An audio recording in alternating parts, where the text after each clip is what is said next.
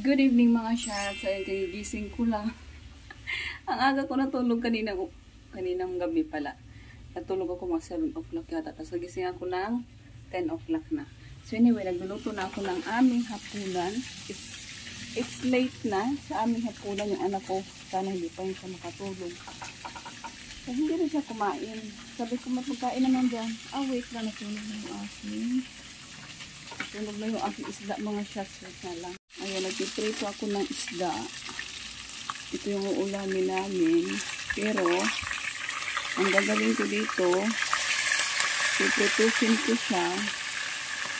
And lagyan ko siya ng gata. Kasi meron akong kalabasa at malunggay. So, gagataan ko siya.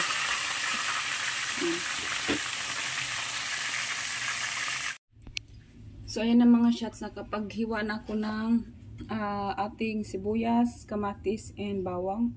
Hindi ko alam kung kailangan ba ng kamatis, pero malapit na kasi siya mahinog. So, inano ko na lang, sinama ko na lang sa dyan. Tapos, meron ako ditong, buti na lang, hindi pa nasira tuloy itong aking, siguro mga 1 week na itong aking, dito, hindi pala talbos, malunggay. Hindi siya nasira. So, lulutuin ko na yan. Tapos, meron tayong, kalabasa galing pa to sa probinsya hanggang ngayon. Yung buwan na ba kami na mula nung nagprobinsya? More than a month na.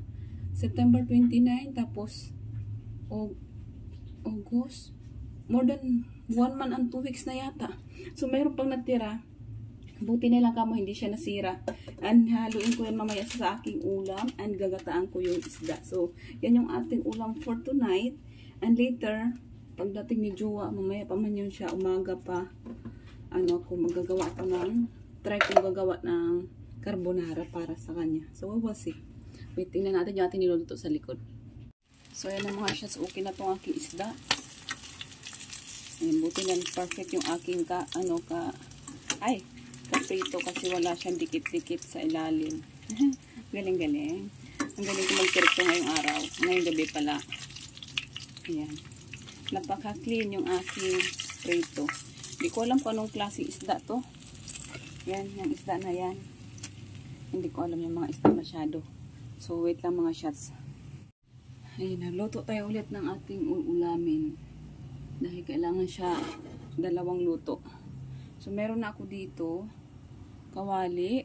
Papainit ko lang ng konti mga shots. Tapos, habang nagluluto pala ako, naglalaba din ako para multitasking tayo. So, ayan na mga shots. Mainit na yata to.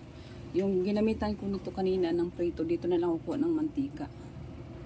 Kasi sayang naman. Panggisa lang naman yung aking gagawin. Yan, pwede na yan. Yan, pwede na yan siya. Tapos, ilagay ko na yung ating mga sangkap. Ang hirap naman pala mag-video pag ikaw lang lahat. Wait nga lang mga shots. Hindi ko carry. So, ayan na. Nilagay ko na siya lahat.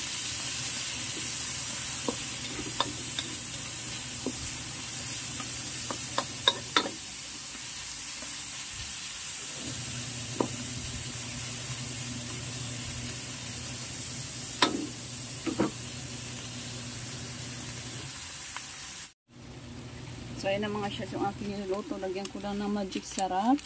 Dahil ang magic sarap ay nakakatulong sa hindi marunong magluto. Pag magic sarap, dito ang sarap.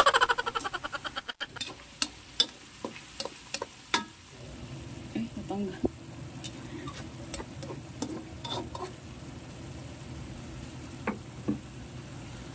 Ayan ang mga shots yung aking niluto. Natapos na rin after mga yata 1 hour. Charot. Pinilambot ko kasi yung aking kalabasa. Tapos yan ang ulam namin. Kain na kami natin, Nicole. Hello. Hello sa vlog. Galit siya, oh. Kasi si Julia, yung aking inaanuhan ngayon. Ano bang tawag mo? Pinaglilihian ko si Julia Montes. Ay, hindi si Julia Montes. Si Julia. Ano yan? Ano yan sabihin? Pinaglilihan. Parang gusto ko makita yung mukha niya. Sino yung Julia? Sinong isang Julia? Yung asawa ni Gerald.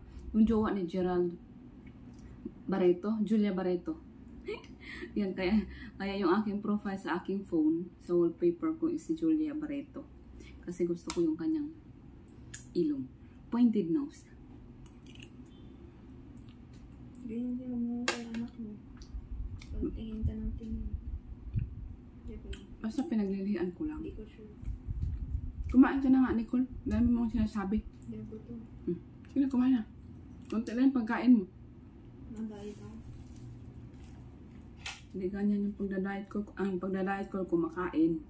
Pakunti-kunti lang. Hindi puro matamis. Kunti lang na healthy.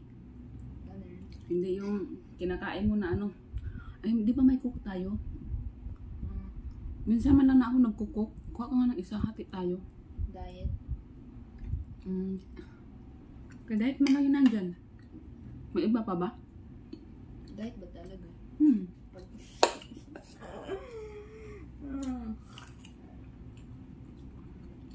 Yun na. Hindi kita mo.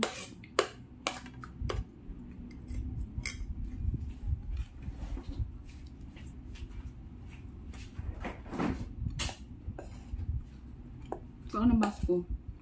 Na? Baso ko. Why? Ito, nakabukas na. Ay, yun nga pala. Ako na yan. Kuha mo ako ng baso. Bigyan ako ng baso.